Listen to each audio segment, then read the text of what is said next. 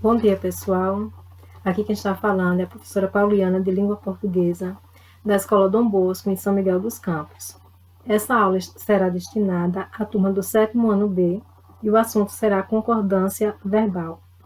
Mas antes de iniciarmos o assunto, nós vamos fazer uma breve revisão sobre concordância nominal, tá certo?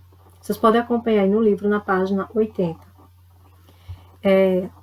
Concordância nominal tem a ver com acordo ou concordância realmente, né, a palavra em si, com o nome. Que nome seria esse? Seria o substantivo. Se o substantivo ele estiver no singular, o restante da frase obrigatoriamente terá que ficar no singular. Plural, todo o restante no plural. Masculino, todo o restante no masculino. E se tiver no feminino, todo o restante no feminino também. Tá certo? Lembrando que gênero é masculino e feminino, número, plural e singular. No assunto também embaixo, ele vem destacado sobre o determinante e o determinado. Determinado é o substantivo de quem se está falando. Determinantes são todos os termos que vêm próximo ao substantivo para caracterizá-lo, que seriam o artigo ou o adjetivo. Um exemplo. O cachorro feroz foi tomar vacina. Eu estou falando do cachorro. Então, cachorro seria o meu determinado, porque é o meu substantivo. Quais são os termos que estão próximos ao substantivo, que seriam os meus determinantes? Seria o O, que é o artigo, e o adjetivo feroz.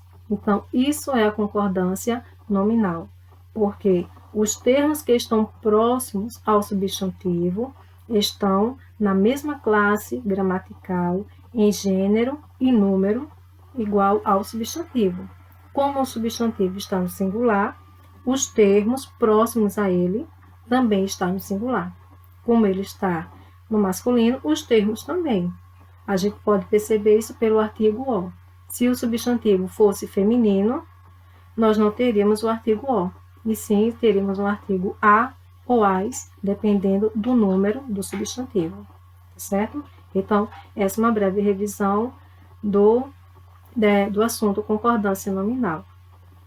Nominal vem de nome, lembrando, tá certo? Nome, substantivo. Na concordância verbal, é continuação, só que essa concordância não se dá com o nome, e sim com o verbo, tá certo? Esse assunto está na página 113, vocês podem acompanhar aqui no livro, tá certo? Vocês peguem aí para ficar mais fácil acompanhar e a compreensão também.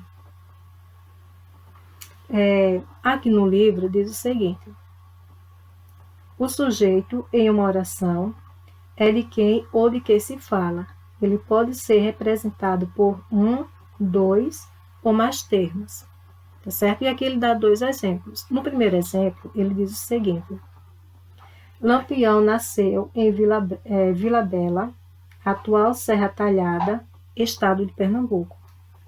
Nessa oração, estamos falando de Lampião. E, obrigatoriamente, o verbo, nessa oração, o verbo nasceu, ele está concordando com o substantivo Lampião. Como Lampião é apenas um termo, e ele está no singular, o verbo, obrigatoriamente, ele tem que vir no singular também, porque o verbo ele vai fazer ligação com o substantivo. Então, aí a gente vê que há uma concordância verbal entre o sujeito, o substantivo Lampião, e o verbo nasceu.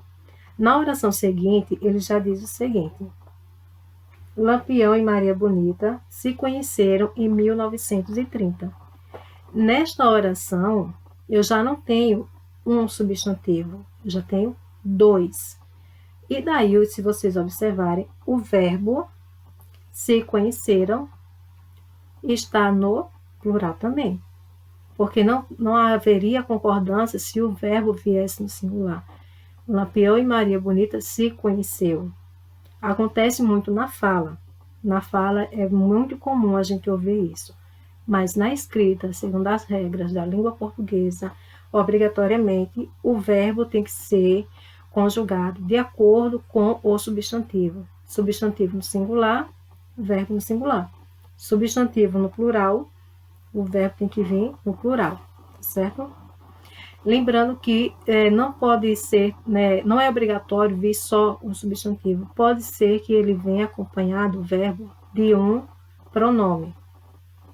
O pronome, se ele for primeira, segunda ou terceira pessoa do singular, o verbo obrigatoriamente virá no singular. Se for primeira, segunda ou terceira pessoa do plural, o verbo virá no plural também. Lembrando que primeira pessoa do singular, eu, segunda, tu, e a terceira, ele ou ela. Primeira pessoa do plural, nós. Segunda pessoa do plural, vós. Terceira pessoa do plural, eles ou elas. Então, vocês prestem bastante atenção quanto a isso. Lembrando que a fala nem sempre corresponde à língua portuguesa, à regra que está lá, tá certo? Esse erro é comum na fala, mas na escrita a gente tem que corrigir isso, certo? Na página 114, tem atividade para que vocês possam responder aí em casa. A primeira questão pede para que vocês completem os espaços nas orações, colocando o verbo de acordo com o substantivo. Se o substantivo estiver no singular, o verbo ficará no singular. Se o substantivo estiver no plural, o verbo obrigatoriamente virá no plural também. Todos os verbos estarão na forma infinitiva dentro do parêntese, ou seja, eles não vêm conjugados. Verbos no infinitivo, como já foi falado, são os verbos que terminam em AR, ER e R. E alguns, que são raros, em OR. Tá certo? Na segunda questão, vocês vão fazer as perguntas de acordo com as respostas. Tem letra A, B e C.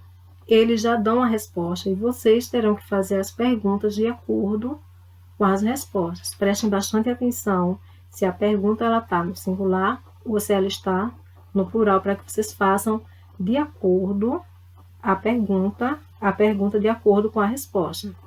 Lembrando que se estiver no plural, obrigatoriamente a pergunta vem no singular também, tá certo? Tem que haver essa concordância aí. Singular e singular, plural com plural. E na terceira questão, reescreva as frases colocando no plural o termo em destaque e fazendo as concordâncias que forem necessárias. Tem o substantivo, ele vai vir destacado, vocês vão colocá-los no plural, mas daí não vai ficar só o substantivo. Obrigatoriamente, os outros termos da oração terão que ir também para o plural. E daí vocês vão ver que termos vão para o plural e se essa frase vai ter ou não concordância. Então, façam as adequações que forem precisas para que essas orações fiquem de acordo com a concordância verbal, tá certo? Então, essa é uma rápida aula. Na próxima aula, a gente vai tirar mais dúvidas, porque será uma live com vocês, e deve ficar mais fácil, porque vocês vão poder interagir e tirar as dúvidas ao mesmo tempo que tá sendo dada a aula, certo? Estudem, deem uma lida no texto da página 109, tá certo? Para que na próxima aula a gente já possa fazer atividade com eles. Com esse texto aqui, daí vocês vão lendo, vão fazendo alguma anotação do lado que vocês acharem pertinente, alguma dúvida, e na próxima aula a gente tira as dúvidas, tá certo? Respondam a atividade, estudem bastante e fiquem em casa, tá certo? Tchau.